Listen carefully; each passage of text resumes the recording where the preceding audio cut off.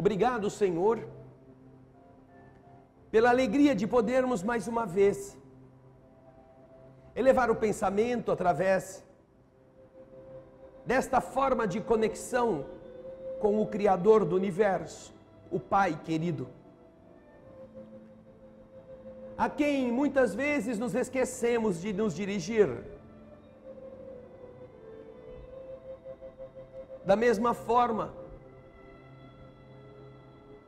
que, sem perceber que nadam no líquido que os sustenta e os abastece, os peixes provavelmente não identificam a sua dependência desse fluido onde vivem, mergulhados, protegidos e abastecidos. Como nós que vivemos no hausto divino, também nos esquecemos de que estamos ligados a Ele, que nos abastecemos dessas forças que engendram vida, equilíbrio e ordem, e que muitas vezes só conseguimos percebê-las quando refletidas em seres elevados como você, querido Mestre, cuja ligação profunda com o Criador espelha em suas atitudes, em suas palavras, em seus exemplos, esta superioridade amorosa que inspira a nossa treva, a que um dia possamos nos iluminar, que estimula nossos defeitos a vencerem-se, polindo nossas arestas, aceitando o abrasivo das experiências amargas, com a finalidade de polir o nosso espírito. Como é bom entendermos então, através de teus conselhos, como haverá de ser lindo o instante sublime em que nós, como espíritos, conectarmos-nos com o Pai, com a alegria de lhe fazer a vontade, de vivermos diariamente esta verdade, correspondente ao esforço de autossuperação, de renúncia, de compaixão e compartilhamento das alegrias. Que bom, Senhor, quando também, em nossa pequenina dimensão, nós estivermos felizes por estarmos encontrando um outro jeito de ser. Um jeito não apenas de rezar e de pedir, o jeito de fazer e agradecer pela vida que nos foi concedida e pela missão que poderemos desenvolver.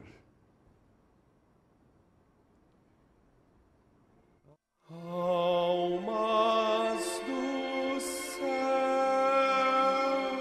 ouvi o doce canto do fundo do coração, com calor repleto de perfume em flor, como se fosse um só imenso jardim.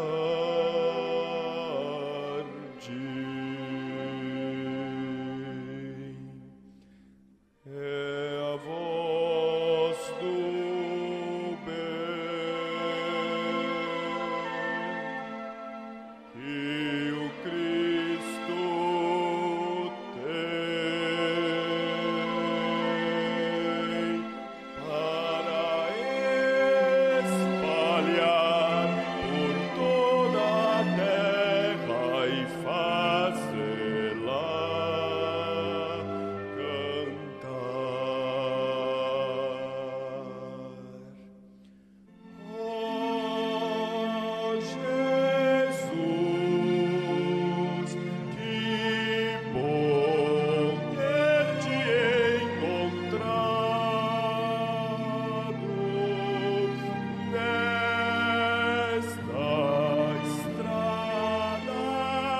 de paz e luz. Nós te agradecemos e assim queremos te espalhar, te dividir com quem não sabe sorrir. A quem ficou na solidão, deixa eu estender a tua mão. A quem precisa te encontrar, deixe ajudá-lo a te achar. Ó meu Senhor, me ensina o amor, quero servir.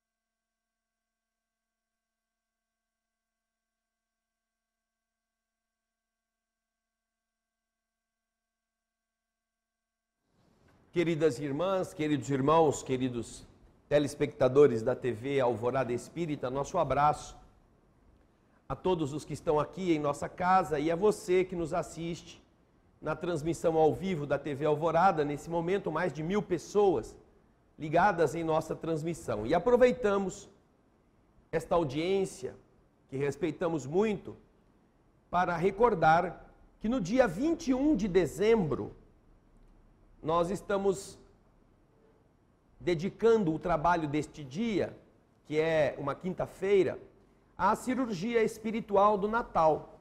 Vocês estão vendo na tela. Normalmente essa cirurgia acontece no horário de agora, segunda-feira, no período da tarde, mas todos os anos dedicamos a quinta-feira que antecede o Natal à cirurgia espiritual sem corte na pele e totalmente gratuita, inspirados por esse momento de elevação do espírito. As pessoas que desejarem poderão vir no dia ou poderão fazer a cirurgia à distância. Em sua casa, ela pode ler as recomendações que estão em nosso endereço eletrônico, tratamentoespírita.com.br. Este endereço que você está vendo, ele contém as recomendações, as explicações para o tratamento espiritual à distância.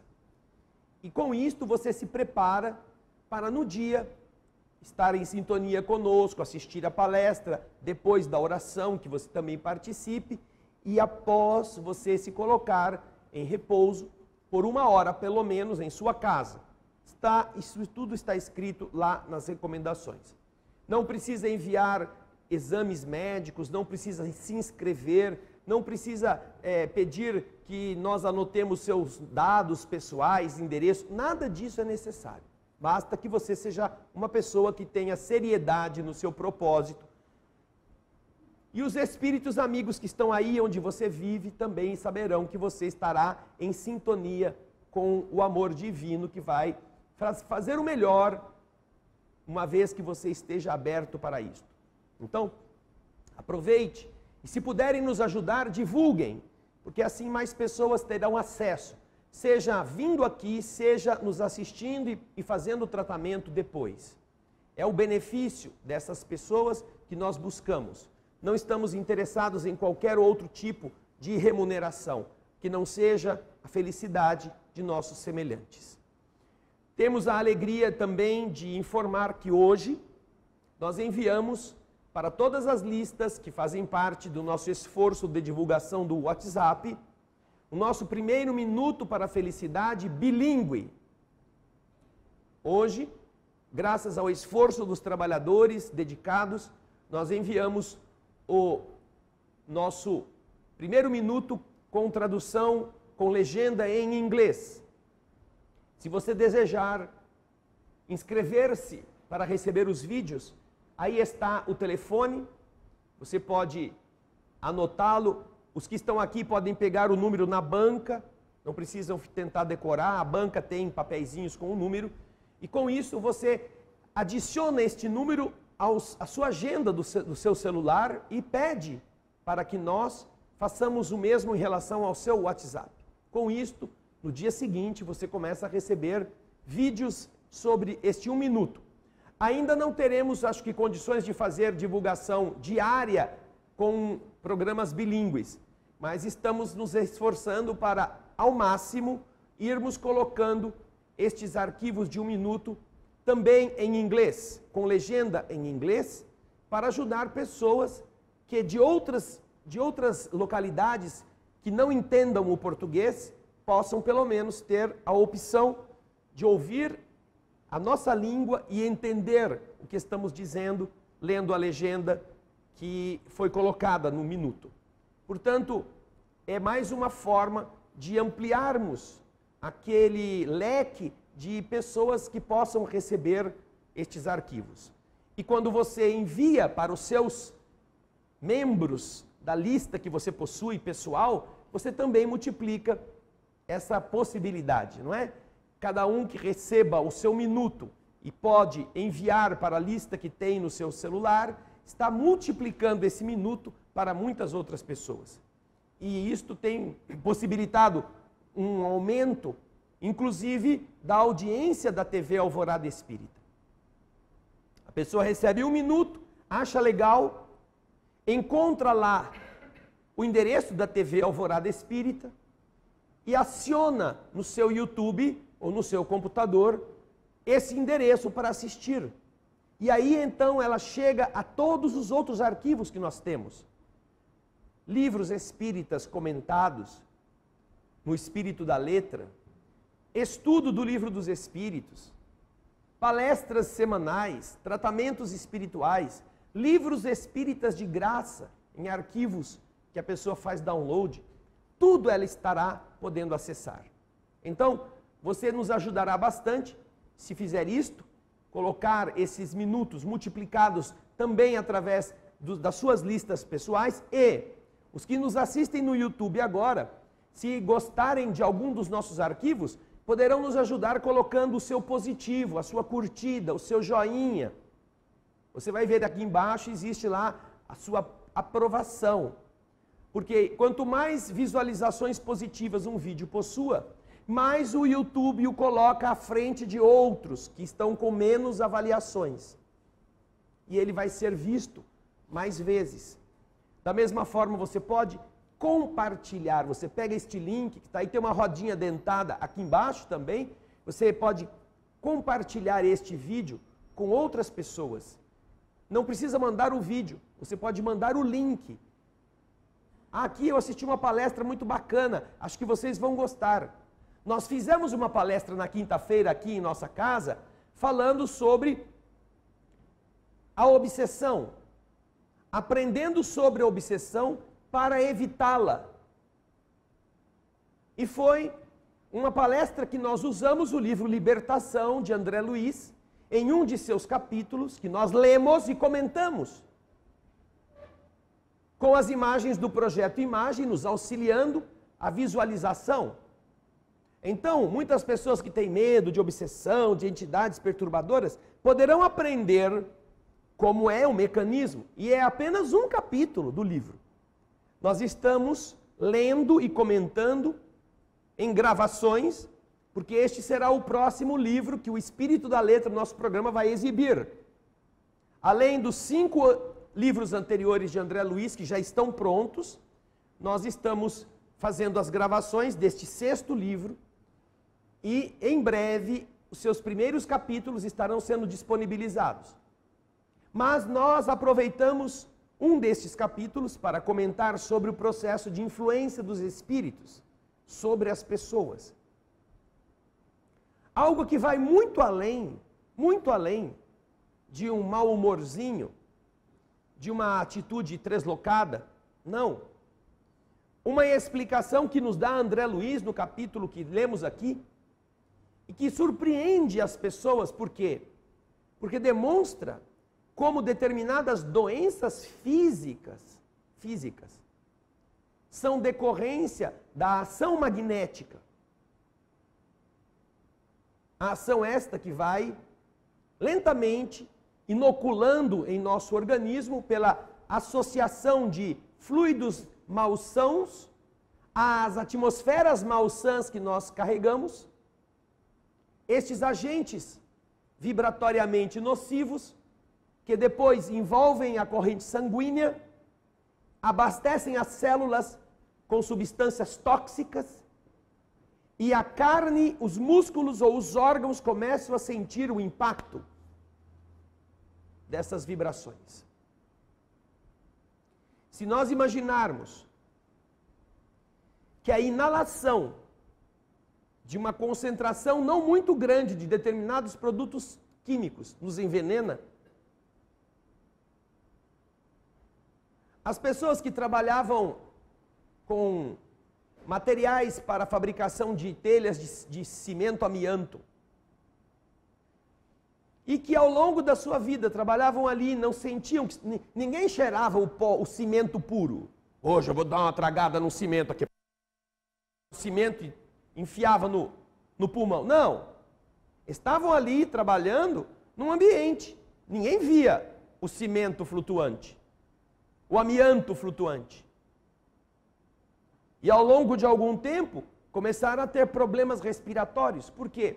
Porque micropartículas suspensas na atmosfera, levadas pelo vento ou pelas máquinas que trabalhavam ali arrastando caixotes ou mesmo o próprio produto da fábrica, geravam essa emanação e a pessoa respirava sem notar, sem sentir cheiro, sem sentir incômodo, mas partícula por partícula ia se fixando nos alvéolos pulmonares até que a mesma doença, semelhante à telha, agora estivesse implantada em seu tórax.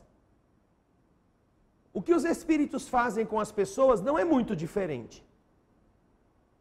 Quando existe campo mental aberto e em sintonia, entidades inferiores podem facilitar que uma pessoa respire uma substância, inale um processo tóxico, que não é visto, que não é sentido por um odor qualquer, mas que, caindo na corrente sanguínea, produza, nos departamentos celulares mais vulneráveis, as reações que chegam ao estado de detecção química, detecção científica, técnica, através de aparelhos que veem ferimentos, erupções, mal funcionamentos orgânicos, sem explicação.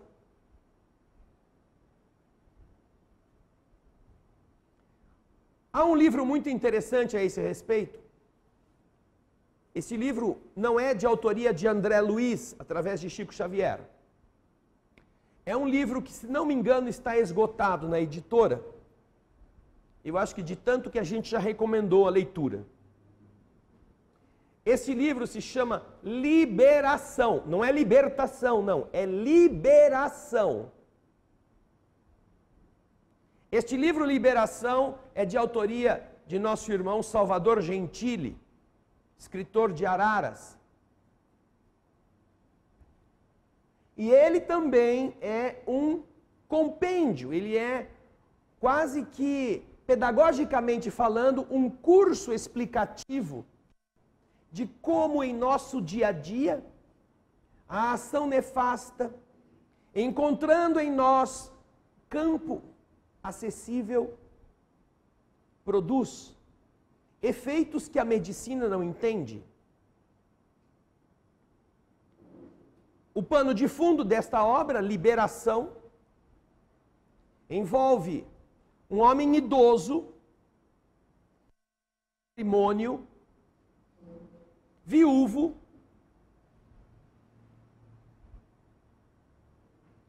que em um momento de fragilidade emocional, envolveu-se ou se deixou envolver pela secretária, bonitona, com quem teve alguns casos, mas que em determinado momento, arrependendo-se de ter feito isto, procura afastar-se da moça. E esta, com a ambição e a beleza, não quer ficar no prejuízo, considerando-se usada, como costumam ser as mentes delinquentes, quando não conseguem atingir o seu objetivo por um determinado caminho, o fazem por outro caminho, aí na condição de vítima. Obviamente não desejava perder naquele homem abastado a possibilidade de se dar bem na vida. Esta é a capa do livro. É uma capa antiga, eu não sei se já existe capa nova desse livro, porque ele parece que não está sendo reeditado. Mas vocês talvez, com um pouco de sorte, encontrem em alguma casa espírita ou alguma livraria. Então, esta moça, percebendo que o homem que antes estava na sua mão, agora procura fugir da sua companhia, ela se anima a procurar o amparo de entidades inferiores, a quem contrata, através de trabalhos, para a finalidade de não deixá-lo mais andar e de torná-lo impotente sexualmente.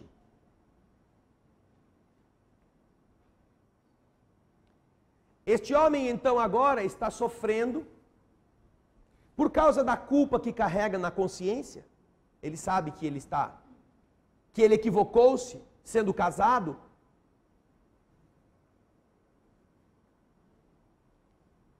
Com a mulher em estado de enfermidade, se não me engano. Então, por causa desta brecha mental, em que ele também se recrimina por aquilo que fez, as entidades contratadas por essa moça encontram espaço em seu pensamento e em sua vibração, o espaço da culpa, para implantar no homem como se fosse uma cinta de substância negra à altura do joelho. Algo que permanece 24 horas com ele. Não é visível, é claro. Trata-se de substância no mundo espiritual, compactada ao redor desta área importante, para que a sua presença magnética constante induza o mau funcionamento e o adoecimento destes tecidos. Isso é fantasia, isso não existe. Então vamos fazer uma coisa. Aqueles que acham que isso é fantasia, porque estão com a mente ainda funcionando com a velocidade dos anos 50, e se recusam a ser um pouco mais inteligentes do que costumavam ser aquelas máquinas de calcular que você ficava rodando assim para dar o resultado. Sobretudo os homens, muito metidos a sábios, incapazes de ler meia folha de livro sem se cansar, que pelo menos naveguem na internet, por exemplo, e vejam os milhares de experimentos feitos alunos de colégio, colocando sementes de cevada, de alpiste, em algodões molhados. Umas próximas de aparelhos de Wi-Fi. Esses roteadores que você tem na sua casa para espalhar o sinal da internet para toda parte. E o outro prato com as mesmas sementes num lugar isolado à distância. Para que você veja o resultado do sinal do Wi-Fi na germinação das sementes. Este Wi-Fi que você tem no seu telefone celular, que você que está em casa agora está usando para assistir nossa palestra, este Wi-Fi que você usa, grudada no ouvido, mais do que o tempo que você está acordado, para a gente dorme com o celular, na emanação de ondas eletromagnéticas, impedindo a fecundação e nas poucas que nascem, adulterando a sua forma. Com isto que você não enxerga, que acha que é uma coisa inocente. E se você duvida, faça você a experiência. Inúmeras experiências de colégio, de criança, estão na internet, no YouTube, para você assistir, para você visualizar.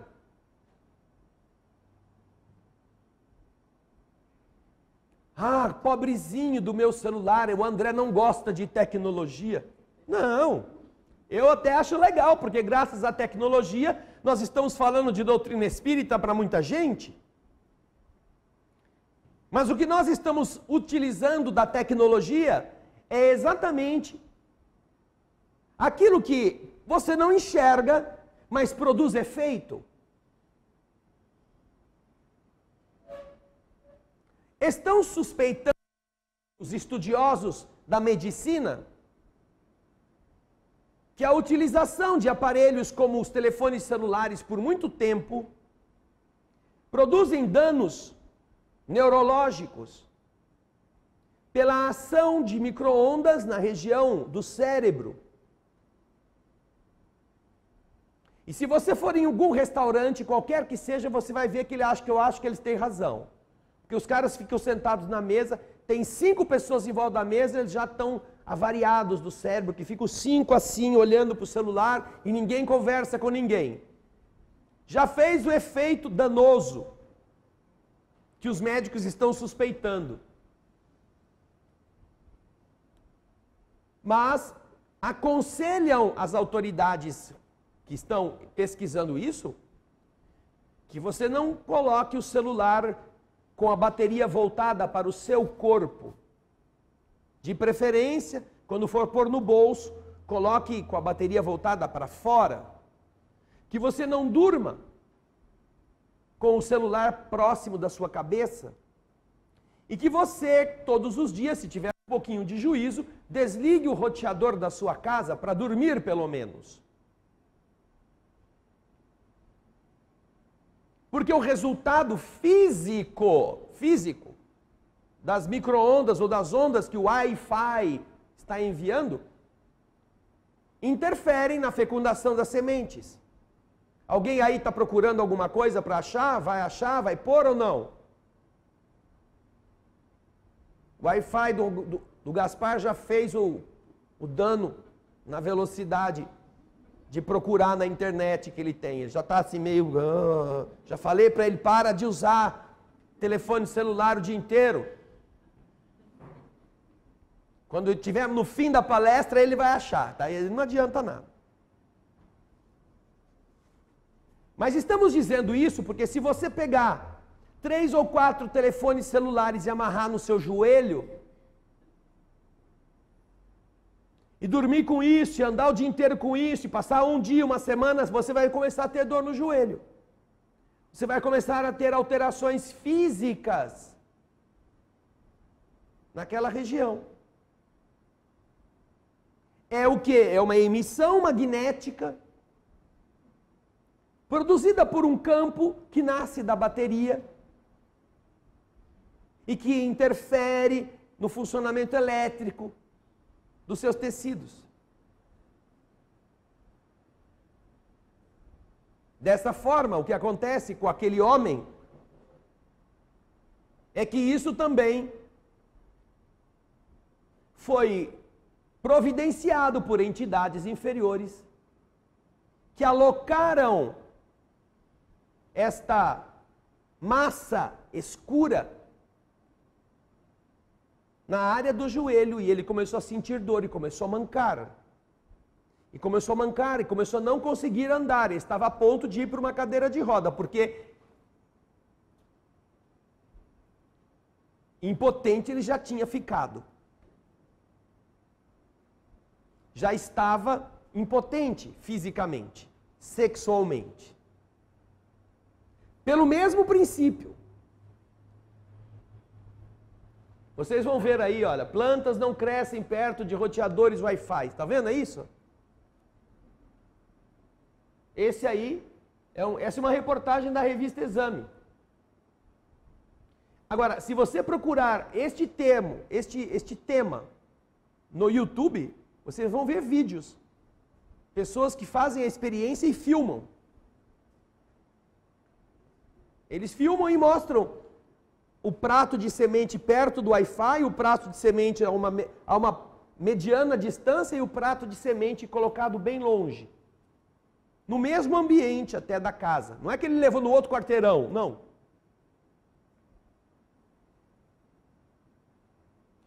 E nós estamos vivendo a época do câncer, não é?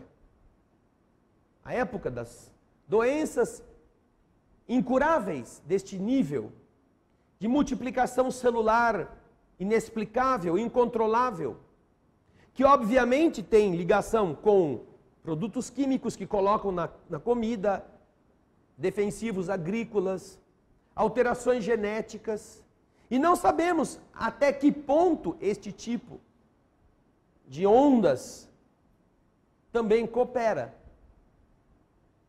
Portanto, o que nós estamos aqui comentando a respeito da ação de entidades sobre o corpo físico não é nada sobrenatural, não. É uma consequência da ação magnética que o mundo espiritual, interpenetrando-se com o mundo físico, pode realizar. Do mesmo modo que você, estando no mundo físico, pode interpenetrar no mundo espiritual e também alterar. Quando você ora por uma outra pessoa, e esta pessoa se sente melhor depois da sua prece, foi exatamente esse mesmo mecanismo que você utilizou. Se você achasse que estas coisas são história da carochinha, não precisava rezar. Não precisava pedir ajuda para ninguém que você não enxerga. Não precisava usar o pensamento para meditar e entrar em sintonia com boas coisas. Porque todos estes modos de agir são exatamente recorrer à ação vibratória invisível. Nós, em uma segunda-feira à tarde, nos reunimos aqui para a cirurgia espiritual sem corte na pele. O que significa isto? Não há bisturi, não há injeção, não há nada. E uma vez que nós estamos com isto já há quase 25 anos em nossa casa, é de se supor, pelo simples fato da sua durabilidade, que de alguma forma tem sido eficiente. Porque se não fosse deste jeito, se ninguém melhorasse, se nada diminuísse a dor, o ferimento, ninguém voltava. Mas ao contrário, você vai uma vez, começa a se sentir melhor, vê que melhorou bastante, na outra vez você já leva o seu primo, seu parente, seu tio, seu amigo, seu vizinho, para que eles possam também se sentir assim, amparados por um campo vibratório, por um campo magnético. Nós não temos um Wi-Fi gigantesco lá na sala de passe. Quando o mundo espiritual utiliza as mãos humanas para impô-las e transferir energia, são as mãos nuas, não tem nenhum aparelho, nenhum scanner. Vamos fazer um scanner primeiro, aí acende a luz da mão assim, você escaneia onde está o problema da pessoa. Não! As forças do mundo invisível atuam inclusive sobre a matéria de forma direta, reequilibrando o funcionamento orgânico através da ação nos tecidos, usando as células. Os espíritos explicam que a nossa alteração emocional adultera o campo vibratório que nós temos como nossa marca registrada. Nós somos um campo de força. E graças a esse campo de força, as moléculas físicas vão sendo atraídas por este campo e se organizam usando as linhas de força deste campo elétrico. Quando alguma coisa adultera o funcionamento deste campo elétrico, as moléculas que deveriam estar sendo mantidas em ordem, em harmonia naquela área, começam a ficar sem controle. Elas não sabem como elas se organizam. E isto se dá sempre que você fica irritado, nervoso, deprimido, agitado, ansioso, com raiva, com arrependimento, com ciúme. Em áreas respectivas, essas emoções violentas, elas abalam o equilíbrio destas linhas de força. Se isso é transitório, se isso é um estado passageiro, naturalmente você trabalha com aquele negócio, joga fora, põe no lixo e volta ao seu equilíbrio. Em alguns dias isso não vai te produzir doença. Mas se isso é alguma coisa mantido por algum tempo, cada um de nós tem todas as suas células do corpo renovadas. Existem células que são renovadas a cada 30 dias. Células que são renovadas a cada 6 meses. Morrem células velhas e outras novas são postas no seu lugar, graças a este mapa elétrico. Porém, se a adulteração vibratória que você carrega em você estiver neste instante em que aquela célula velha morre, a nova não sabe aonde se pôr, porque aquela área está confusa eletricamente.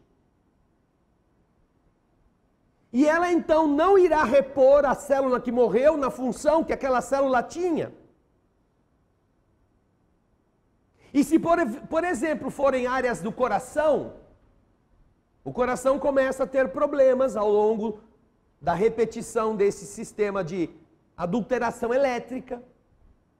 E áreas do coração começam a ficar sem a reposição de células eficientes. Com o passar do tempo, determinadas áreas do coração começam a ficar frágeis.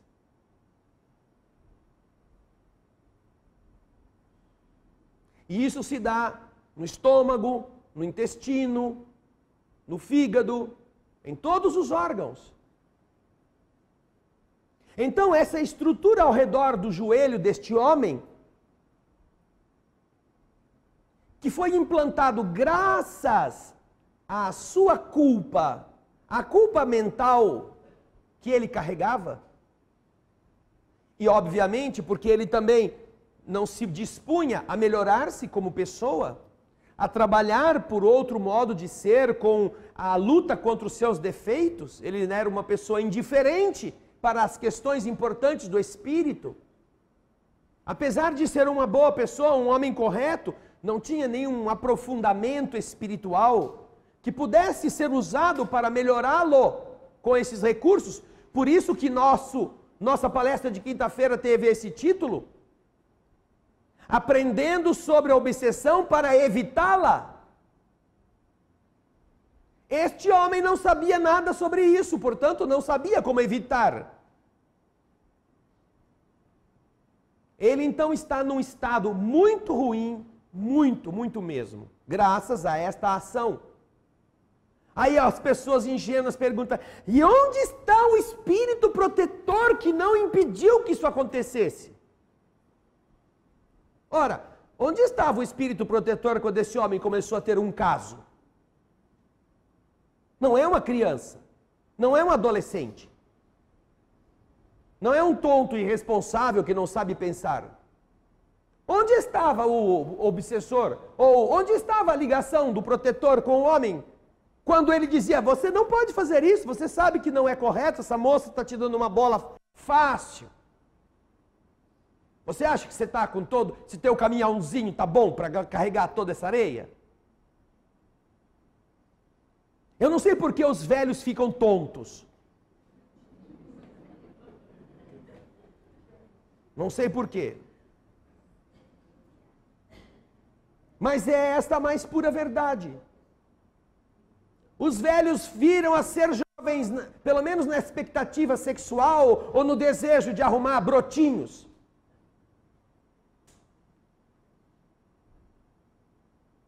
E não, porque ela gosta muito de mim. Ela é uma pessoa extremamente generosa. Não, é uma oportunista, tá querendo levar vantagem. Não, não diga isso dela. A gente, inclusive, conhece uma pessoa que tem relacionamentos com essas mocinhas, a gente chama elas de metralha. Não, não fale isso dessas meninas. Não, elas são, nós temos compaixão, mas elas não são outra coisa a não ser metralhas. Estão usando a carência de alguém que, com recurso disponível, as abastece para venderem carinho e fazer a pessoa se sentir: eu sou ainda jovem. Como se a juventude ou a madureza fosse a expressão do sexo. Por que uma pessoa não é capaz de raciocinar? Ouvindo a sugestão do Espírito que o protege, o que o ajuda. A proteção dos Espíritos não é impedir que você faça coisas contra você mesmo, é te alertar. Este homem que está no livro, Liberação, ele não faria um mau negócio. Ele não entraria no investimento para perder dinheiro. Ele saberia calcular as vantagens e as desvantagens de fazer um investimento em uma área de risco. Ele tem capacidade plena para identificar o que é bom e o que não é bom para o seu lucro. Ou seja, não é uma pessoa tapada. É uma pessoa que sabe prever, que sabe olhar à distância, ver os efeitos, ver os riscos. E por que então não usou essa inteligência? Não lhe faltou sugestão dos espíritos amigos. Só que quando a coisa não é conveniente, a gente faz de conta que não escuta. Vai dizer para um velho que aquele brotinho está querendo apenas usufruir do seu dinheiro. Não! Onde já se viu? Você está sendo maldoso, está sendo maldosa. Não! É que ela gosta de mim. Gosta do seu bolso. Gosta do seu carro, gosta da sua conta bancária. Não, mas é que o Espiritismo não fala que existe alma gêmea? É a tal da desculpa da alma gêmea.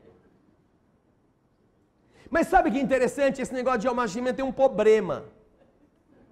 Eu nunca vi um rapaz de 25 anos que visita um asilo, por amor às pessoas que estão lá, se apaixonar por uma velha beiçuda desdentada de 85 anos. É a minha alma gêmea. Eu vou me casar com ela aqui mesmo, vou levar ela para casa. A gente vai passar a lua de mel no Caribe.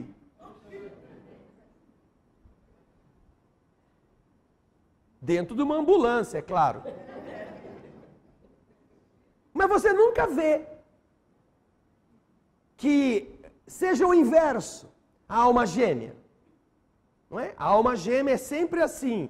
O homem de 90 anos e a alma gêmea de 18. Nossa, é minha alma gêmea. Então tem algum plano errado. Porque se você tem que encontrar a tua alma gêmea, deviam eles ter nascido mais ou menos na mesma época. Que falha é essa no cálculo de Deus que coloca uma pessoa no fim da curva da vida e aí descobrir a sua alma gêmea de fralda? Não vai dar tempo. Não dá para constituir uma família, não dá para ter uma casa, um lar, não dá para construir filhos, não dá para se desenvolver. Não, isso daí é uma balela que as pessoas inventam para dizerem que elas não estão apegadas ao sexo, à atração física, apenas. Não.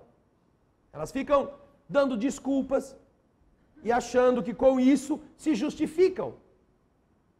Então, onde estão os homens e mulheres que neste período poderiam estar ouvindo os espíritos amigos para dizer, escuta, você vai, depois de velho, vai cair nesta? Uma coisa é a carência,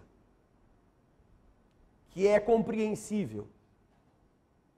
Mas você que é velho, tem um monte de baile da terceira idade. Procura lá uma pessoa da sua idade, que tem problemas semelhantes aos teus, que tem carências também de companhia.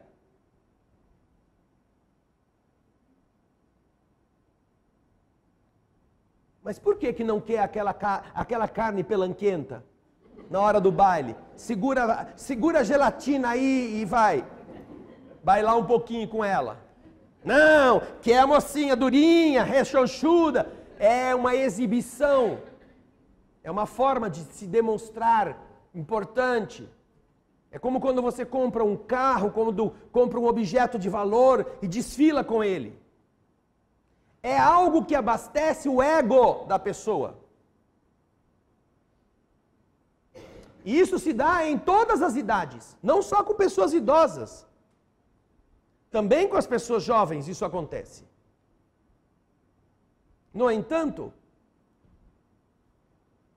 quanto mais vai se afastando a cronologia entre as partes envolvidas, menos você pode considerar que se trate de uma coisa que acontece sempre pelos laços do afeto verdadeiro. Não queremos dizer com isso que a pessoa que ficou já num outro patamar de idade não possa encontrar uma pessoa mais jovem. Nós vemos Charlie Chaplin, por exemplo, que teve, 6, 7 mulheres e casou-se com Ona. Ele já era idoso, tinha acho que mais de 60 anos.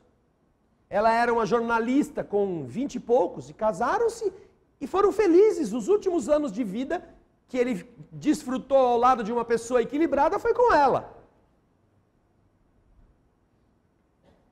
Mas se ele não fosse o Charlie Chaplin, que tivesse mansões, carros, dinheiro e fama, estava no asilo, velho.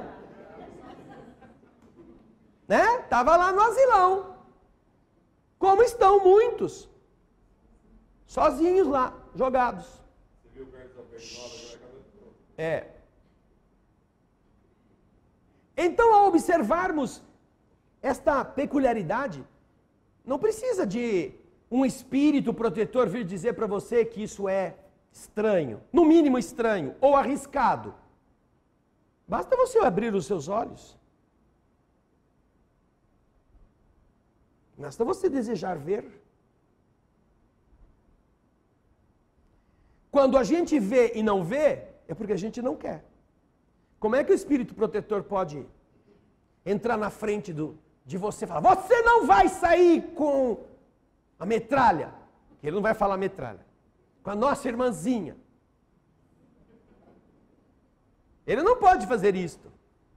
Ele pode realçar em você uma preocupação, ele pode chamar a sua atenção intuitivamente, mas ele não é um espírito diretor, ele é um espírito protetor.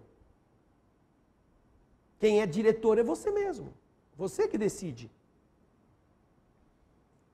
Agora, então o livro Liberação é muito interessante, por quê?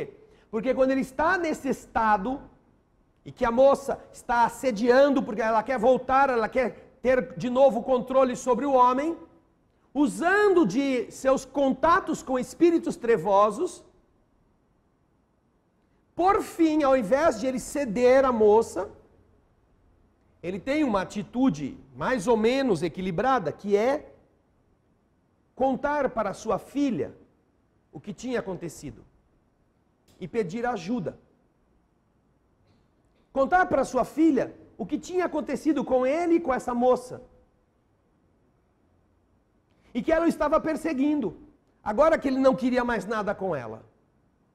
Esta moça, filha dele, era espírita, ela ia em uma casa espírita. E então ela se dispõe a levar o pai à reunião com o representante, o responsável da instituição espírita, para solicitar que fosse feito alguma coisa em benefício deste estado de saúde. E a filha se assusta ao perceber que o pai está quase indo para a cadeira de roda e que está impotente, porque o pai confessa a ela o que está acontecendo com ele. E então, a partir daí, o livro relata o esforço positivo das entidades para ajudar não só este homem, mas como a moça. Aquela moça bonitona que estava envolvendo este homem com os seus trejeitos, ela também estava doente. Ela também precisava de ajuda.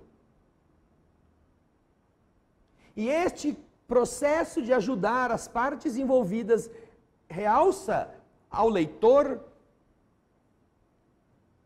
o amor de Deus. Este amor que não descarta ninguém.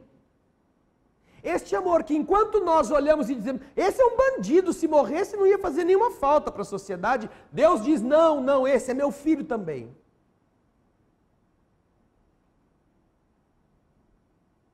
Como está escrito lá nas Escrituras, eu não desejo a morte do ímpio, desejo que ele se regenere.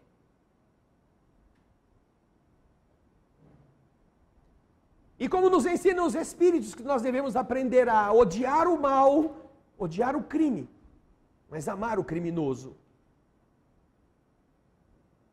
Porque aquilo que nós chamamos de crime, aquilo que chamamos de erro, é apenas a expressão de uma mente que ainda não se domina, não se controla e não entende. E que confunde prazer com correção. Confunde gozo com direito. E acha que pode fazer tudo sem nunca prestar contas.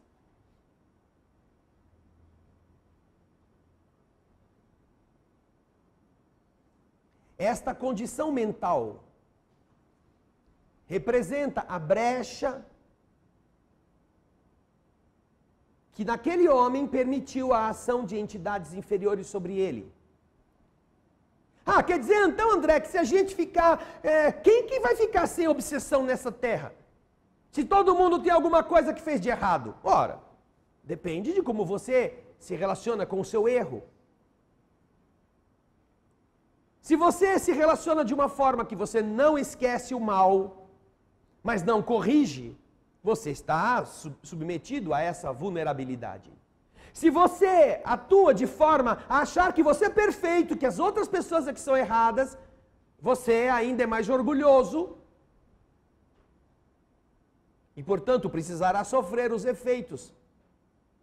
Mas se você que teve uma conduta que não foi correta, arrepende-se disso e tenta consertar o que fez, o arrependimento é apenas o estimulador da vontade do fazer correto. Então você gera em você mesmo uma reação luminosa à ação trevosa que você praticou.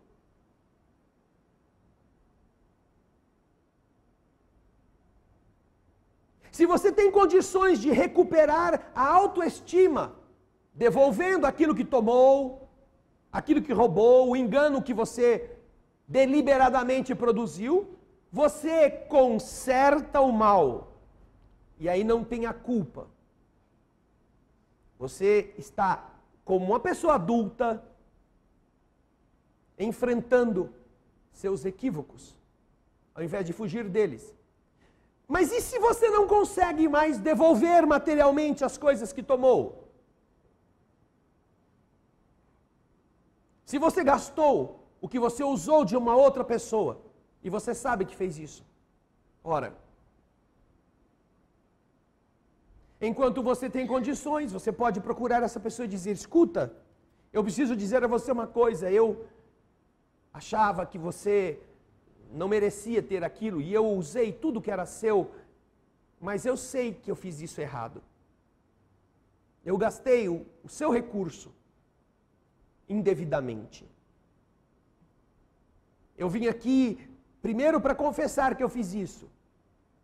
E segundo, para te pedir que você me permita que eu possa te pagar aos poucos, que eu possa te devolver um pouco por mês, até que eu consiga restabelecer o seu patrimônio. Quando você faz isso, você continua sendo devedor. Você não está devolvendo a quantia. Mas você está mentalmente atuando como alguém responsável. Mentalmente você está pagando aquilo que você resolveu fazer sem pensar. Está assumindo a consequência dos seus atos, está dizendo: todo mês eu vou te trazer aqui X reais para ir repor. E você me diz quanto que você gostaria de ter de juro e correção, que eu vou pagar com isto também. Não é o seu perdão que eu preciso, é o meu. Porque você poderia passar a vida inteira sem saber que fui eu que te roubei, mas eu sei todo dia o que eu fiz. Eu sei. Então, se você deseja uma forma de ajudar o mundo espiritual a proteger você de você mesmo, você precisa tomar atitudes decentes. Porque atitudes indecentes nós já sabemos tomar. Nós sabemos tomar a mulher de outro, o marido de outro, nós sabemos tomar o emprego do outro, nós sabemos fazer fofoca com a pessoa. Isso tudo nós sabemos fazer, agora precisamos ter decência. Começar a ter coragem para assumir uma atitude que corresponda a um espírito que amadureceu. Não a um espírito que se esconde, fazendo de conta que ninguém vai saber.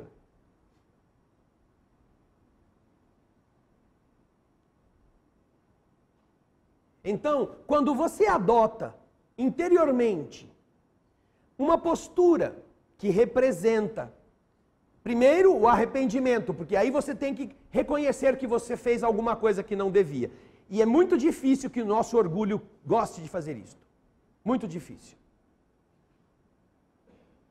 Nós temos um orgulho que se orgulha de ser assim. E quando vemos Jesus, em tudo o que fez, o trabalho dele foi para que nós combatêssemos esse orgulho. Quando foi a última vez que você pediu desculpa por alguma coisa errada que tenha feito? Que você procurou a pessoa e disse: me desculpe.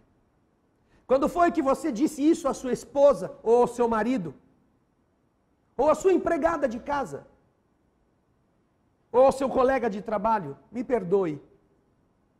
Quando foi? Porque é uma das coisas mais dolorosas de uma pessoa fazer, é reconhecer que realmente ela está errada e se submeter a outra com um pedido deste tipo.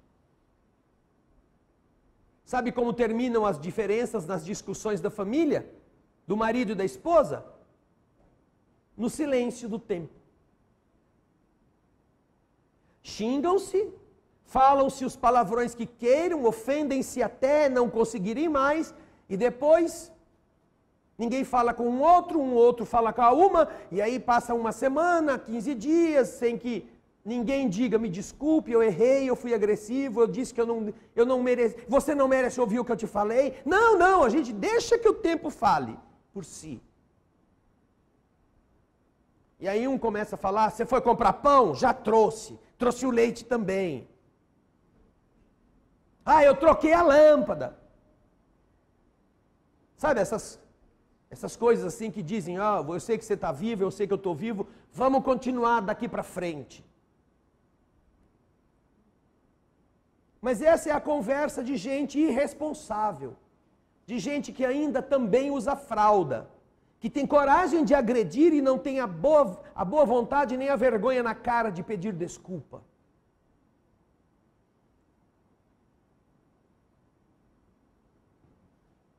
Como vai ser feliz? Não sei. O que vai encontrar depois? É bom que se prepare.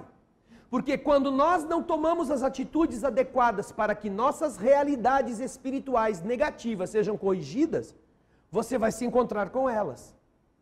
Basta seu corpo morrer. Faça esse exercício de vez em quando. Pense. Pense que hoje é seu último dia na Terra. Você que está em casa, já são mais de 1.500 pessoas. Já imaginaram?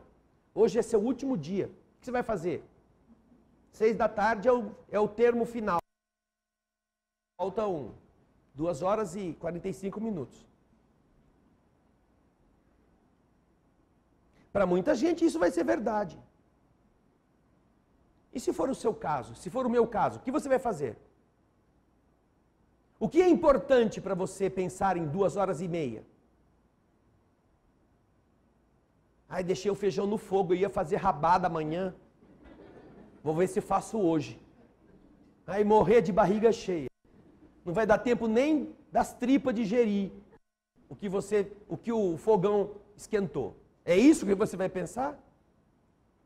É esse o momento importante da reflexão do que você fez de certo e de errado? Hoje nós mandamos, foi o primeiro em inglês, computador travado, é esse o título, não é? Computador travado, você está trabalhando feito louco no computador, né? Está lá, animado, fazendo tudo, fazendo seus projetos, de repente, pimba, para o bicho. Ou porque acabou a energia, ou porque deu um trem lá dentro, e você fala, ai meu Deus do céu, eu não salvei nada. E agora? Não salvei. Faz 3, 4 horas que eu estou trabalhando, esqueci de dar lá save, salve, Ctrl S, Ctrl sei lá o que nome que você dê lá para salvar o produto do seu esforço. E aí, quando você tem que reiniciar o computador, você descobre que ele está virgem novamente. Tudo que você escreveu, tudo que você tinha feito, todos os desenhos, tudo se perdeu.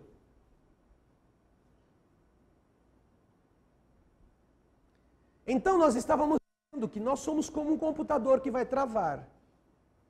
Você vai travar. Você está procurando a cada momento salvar os arquivos? Está a cada momento procurando fazer backups daquilo que você fez de bom? Está interessado em que quando o seu corpo salvar ou travar, você como espírito possa dizer, aqui está todos os meus arquivos, estão tudo aqui, salvei tudo. Estou com o meu HD externo para ir para o céu com ele. Prontinho. Tudo que eu fiz. Agora é bom que tenha sido coisa boa, né? Porque se chegar lá no center, lá o data center divino, e a hora que você colocar o seu HD, começar a sair um monte de coisa feia, perdeu o HD pelo caminho. Não, Senhor, eu esqueci, eu nem trouxe o HD, deixei lá. O problema é que este HD nós não podemos perder, ele fica aqui, na nossa mente. Nossas ações ficam gravadas no nosso espírito. É aquilo que você pensa que representa quem você é. Você pode estar aqui bem vestidinho, passou perfume, tomou banho, está usando roupa da moda, essas roupas de furo. Né? Essas roupas, para você andar na moda agora, você tem que andar que nem mendigo. Porque você tem dinheiro, olha só que absurdo, você tem dinheiro para comprar espaço vazio. Que agora as calças cheias de furo custam mais caro do que a calça com tecido. Vejam só que coisa alucinante que a nossa mente permite. Usar, vestir e achar que está jóia. Pagando mais por cada vez menos. Não é à toa que você tem que ser explorado. Porque você dá dinheiro para não ter nada em troca. Você paga por calça cheia de furo. E paga mais caro. Ou seja, você está pagando por um vazio. Seu dinheiro está indo só para que você vista uma coisa que não existe. Aí você olha para uma pessoa que está assim, com a calça inteira, sem nenhum furinho, e fala assim, coitada, pobre. Olha só que pobre, miserenta, não tem dinheiro para comprar uma calça furada. Vejam só o absurdo. Quando eu era criança, a gente tinha pena do povo que andava de calça rasgada.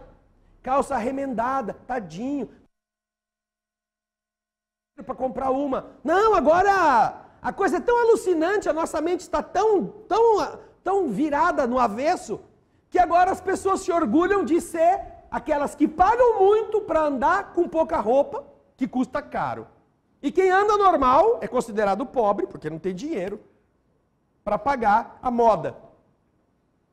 Essa mente alucinada é aquela que vai guiar você depois que o seu corpo morre. É essa aí. Esse é o seu HD. Quando o seu corpo físico travar, o que vai sobrar é o que você registrou na sua mente. Porque isso demonstra quem você é. Não é o que seus amigos disseram de você, se as pessoas aplaudiam você porque te amavam quando você passava e todo mundo te achava bonitona ou bonitão. Não, isso aí é ridículo. Se você pedir a opinião de uma leitoa num chiqueiro, todas elas vão gostar do porco mais gordo que tem lá.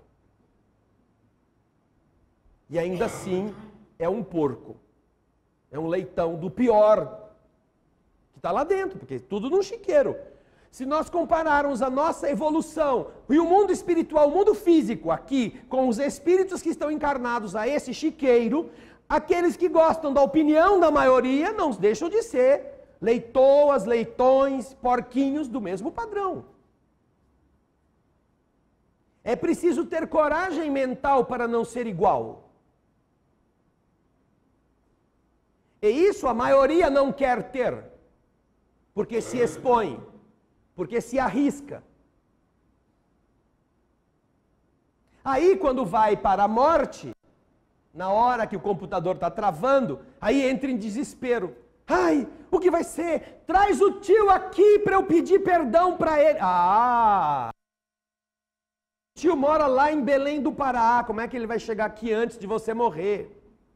Não, Deus vai me dar mais tempo para eu poder. Não vai não. Não vai. No break não dura tanto tempo assim.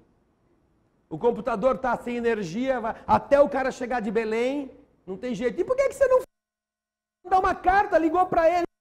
Não sei, né? A gente deixa essas coisas para a última hora. Não. As coisas do Espírito têm que ser tratadas todos os dias. Você tem que salvar, você tem que melhorar o que você é, produzir boas coisas diariamente. Você nunca sabe quando vai ser o problema. E quando você faz isso, você coloca sua mente dentro de um padrão positivo de viver. Você não vai se encantar mais por lambisgotes de glândulas exuberantes. Já notaram que essas pessoas que se encantam e essas pessoas que gostam de botar as glândulas para fora, que elas estão fazendo apenas expor glândula? São glândulas. Corta aquilo para você ver o que tem dentro. Um amontoado de vasos são glândulas que produzem emoções e que as pessoas utilizam-se para gerar nas outras pessoas interesses. As glândulas são usadas para gerar pensamentos na mente dos outros. São, na verdade, instrumentos de modificação do padrão mental. Quando uma moça usa uma calça que quase não existe tecido para mostrar tudo, que deveria estar escondido, ou uma blusa em que tudo que ela tem ali está à mostra, o que ela está pensando em fazer é exatamente produzir nas outras pessoas uma apreciação. Uma apreciação que, segundo o seu conceito, pode ser de beleza, de importância, de realce, mas certamente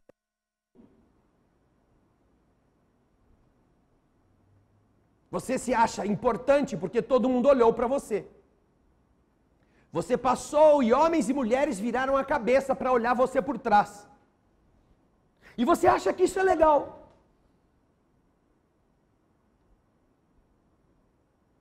Seja homem, seja mulher, hein? Não é uma questão apenas feminina, não. Todos os estilos que homens e mulheres estão incorporando à sua forma de ser, demonstram a sua dependência de coisas transitórias. Tamanho de barba, cor de cabelo, cor da unha, estilo de barba ou de cabelo, corte. Representam apenas a preocupação com as coisas que não são essenciais. E isso faz da pessoa uma pessoa que, na verdade, está contribuindo para que o mundo seja igual ou pior do que ele já é. No que você melhora, se você é mulher, por exemplo, o que você melhora a terra se você andar despida? Como é o caso de muitas meninas que hoje estão se achando beldades porque estão assim. Você melhora a terra nesse sentido? Ou todas as pessoas que cruzarem com você, umas vão dizer assim, mentalmente, nossa! E as outras vão dizer, credo! Porque para outras mulheres você é uma ameaça. E para a maioria dos homens você é um pedaço de carne. É isso que você quer ser? Um pedaço de carne que todo mundo quer levar para a cama? E depois você quer pedir respeito? Você coopera com a melhoria da terra sendo alguém assim? Ou como homem que estabelece todo um tipo de ação para facilitar nas meninas que você deseja seduzir, que se tornem fáceis para você?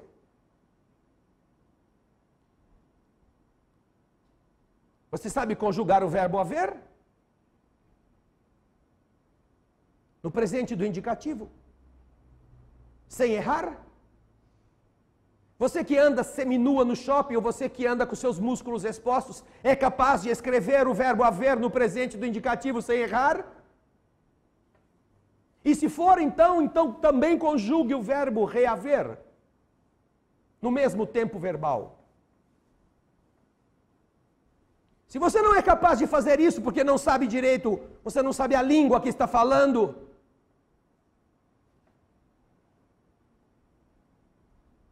você é apenas um boneco de carne.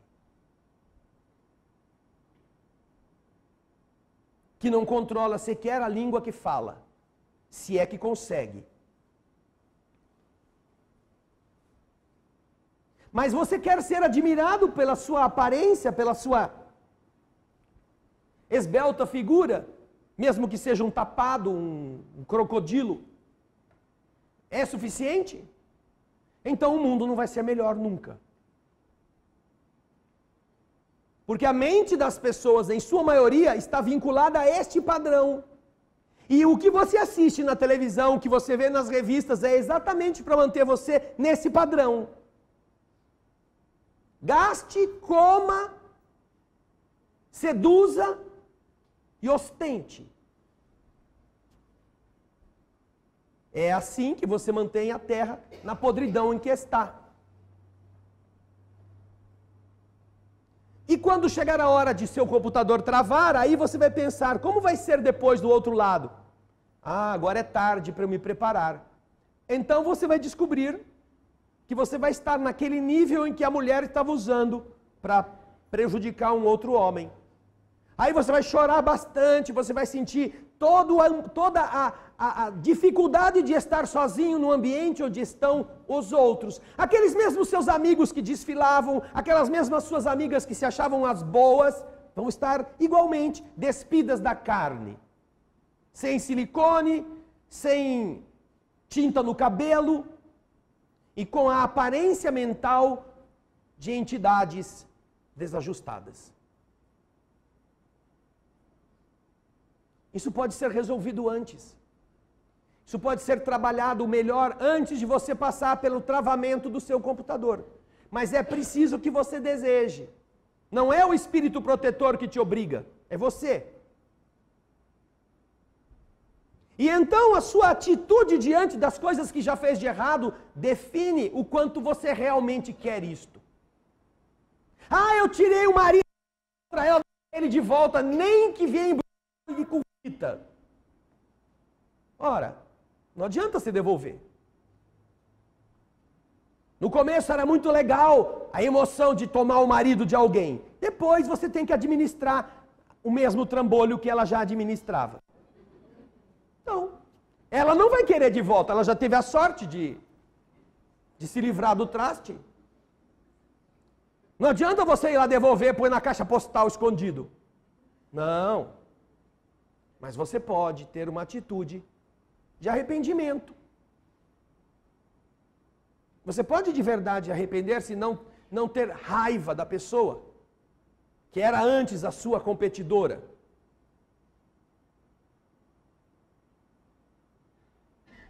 Talvez procurar, se há condições de conversar.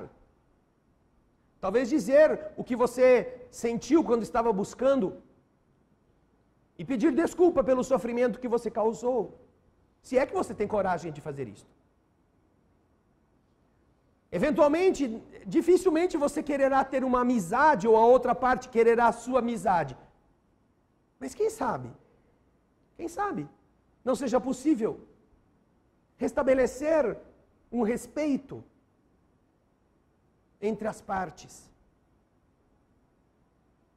E aquilo que tinha começado como uma coisa de inimizade, estar mais ou menos equacionado como alguma coisa de possível respeito entre as partes. Não que se evitem, não que se odeiem, não que falem mal uma da outra, ou um do outro. Mas é preciso querer.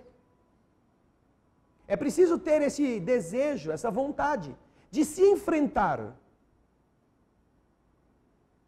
Porque, como disse uma frase que eu li esta semana, quando nós olhamos nossa vida pelo tempo presente, a nossa vida se parece com um drama, uma tragédia. É uma tragédia, a solidão, a viuvez, a infidelidade, é uma tragédia, a nossa maneira ambiciosa de tomar dos outros, a gente vê isso tudo, é uma tragédia.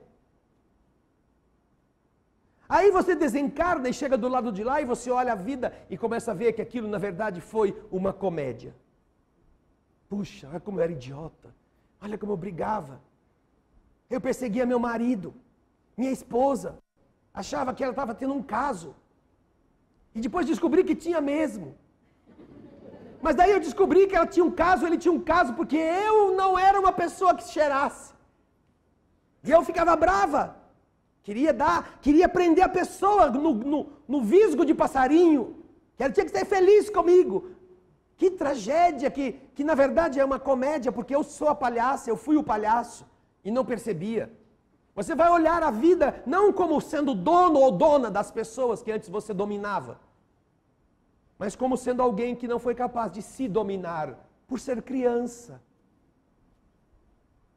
Só que esta comédia você vai às vezes ter que vê-la na região inferior, onde estão entidades como nós. Por isso, queridas irmãs, queridos irmãos, o esforço da TV Alvorada e o nosso não é mesmo o de que vocês não tenham nenhuma doença. Porque você tem a doença que você precisa. Foi você que construiu. Em outra vida, honesta.